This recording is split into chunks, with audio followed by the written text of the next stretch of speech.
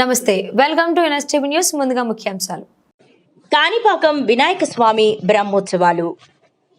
ఈరోజు ప్రారంభమైన శ్రీ కాణిపాకం వినాయక స్వామి బ్రహ్మోత్సవాలు 21 రోజుల పాటు నిర్వహించనున్న కాణిపాక బ్రహ్మోత్సవాలు సెప్టెంబర్ 16వ తేదీతో ముగియనున్న స్వామివారి బ్రహ్మోత్సవాలు అంగరంగ వైభవోపేతంగా రాత్రి వేళల్లో కాంతులతో స్వామివారి దర్శనం.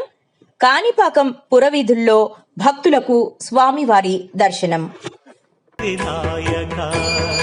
ఎవరి దర్శనంతో అయితే సకల పాపాలు హరించుకుపోతాయో ఆయనే కాణిపాకం శ్రీ వరసిద్ధి వినాయక స్వామి. బాహుదా నదీ తీరములోన బావిలోన వెలసిన దేవ, మహిలో జనులకు మహిమలు చాటి. సత్యం చెప్పేవారికి అండగాను, అబద్ధం చెప్పేవారికి సింహ స్వప్నమై బాసిల్లుతున్నారు వరసిద్ధి వినాయకుడు. నీ గుడిలో చేసే సత్య ప్రమాణం ధర్మదేవతకు నిలుపును. వినాయక చవితి సందర్భంగా ఏకంగా 21 రోజుల పాటు బ్రహ్మోత్సవాలు నిర్వహించే ఏకైక ఆలయం ఈ కాణిపాకం.